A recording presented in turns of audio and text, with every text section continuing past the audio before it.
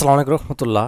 অষ্টম শ্রেণীর প্রিয় শিক্ষার্থীরা কেমন আছো? সবাই আশা করি অনেক ভালো আছো। তো আজকে হচ্ছে তোমাদের বাংলা বইয়ের 147 থেকে 149 নাম্বার পৃষ্ঠায় যে ছকগুলো দেওয়া আছে যোগ গল্প থেকে সবগুলো ছকে আমরা পূরণ করবো এবং প্রশ্নগুলোর উত্তরটি দিব, ঠিক আছে?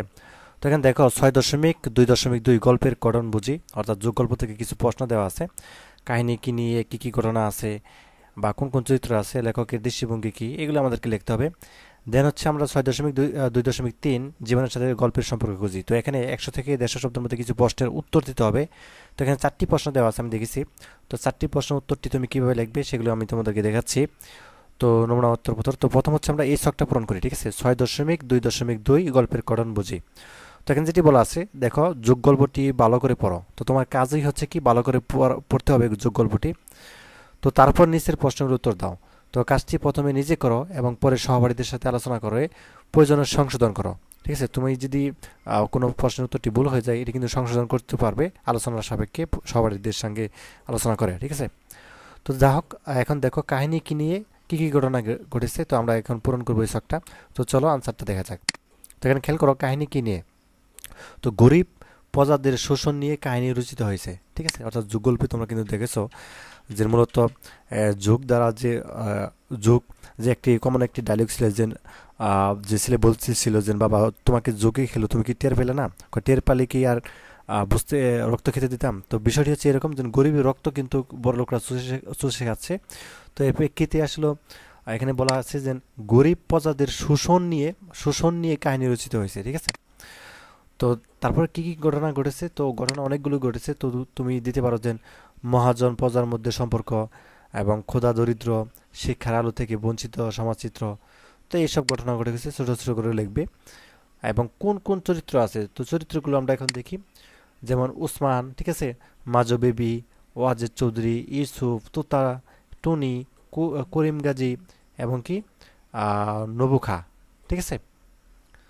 তো এটা হচ্ছে এই চরিত্রগুলো। এবং লেখকের দৃষ্টিভঙ্গি কি, লেখকের দৃষ্টিভঙ্গি দেখবো আমরা।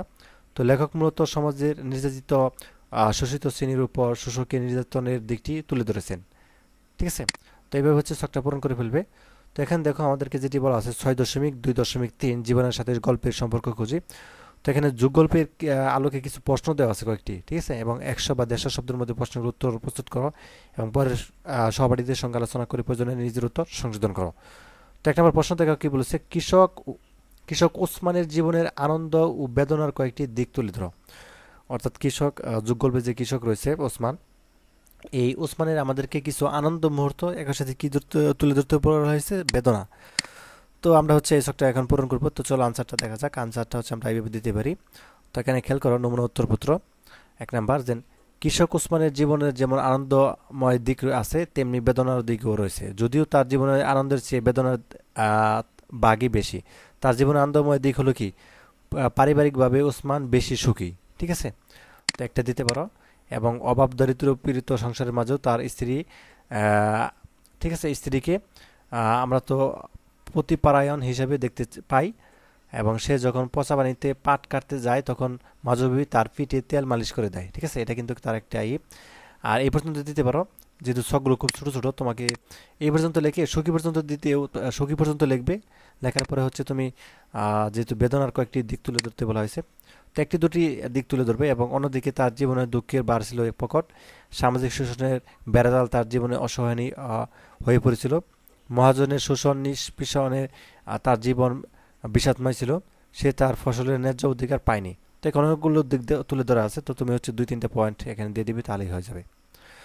তো তারপর দেখো, খুব বেশি মানে তোমার শখে যতটুকু আর্টে মানে লিখতে পারো অতটুকু লিখবে, খুব বেশি লেখার দরকার নেই, ঠিক আছে?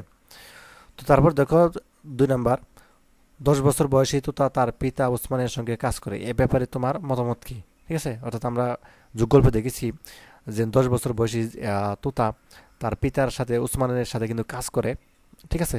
তো এই ব্যাপারে আমাদেরকে একটু মতামত চেয়েছে। তো আমরা হচ্ছে খুবই ছোট করে দেবো যে 10 বছর বয়সী তো তার পিতা ওসমানের সঙ্গে কাজ করে, ব্যাপারে আমার মতামত নিম্নরূপ।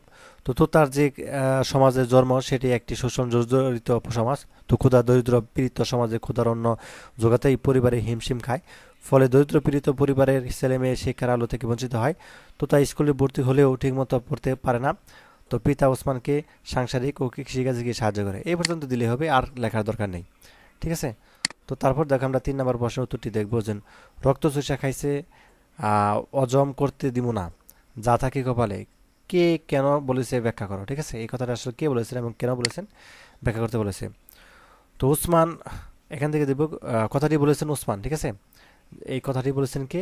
রক্ত চুষা খাইছে অজম করতে দিব না, যা থাকি কপালে, কথাটি বলেছেন উসমান। তো উসমান ওয়াজেদ চৌধুরীর বর্গা চাষি, সে জমির ফসলের 3 বিঘার 2 ভাগ পায়।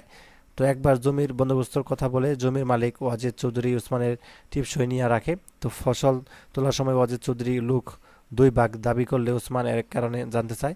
তো মালিক পক্ষ মিথ্যা ঋণের প্রসঙ্গে এনে উসমানের টিপসই দেখায়।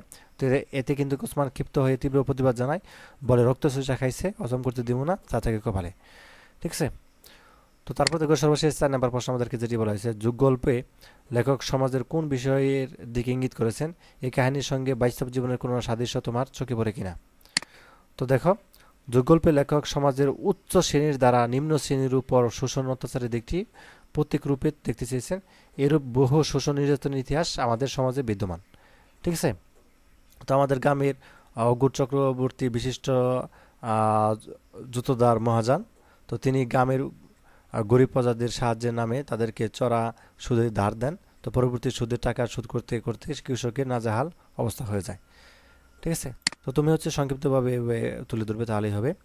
তো এই ছিল তোমাদের নমুনা উত্তরপত্র, আশা করি বুঝতে পারছো। তো পরবর্তী পর্বে হচ্ছে আমরা একদিন ভোরবেলা এখান থেকে শুরু করব যে গল্পটি রয়েছে। তো ধন্যবাদ সবাইকে ভিডিও দেখার জন্য। আল্লাহ হাফেজ।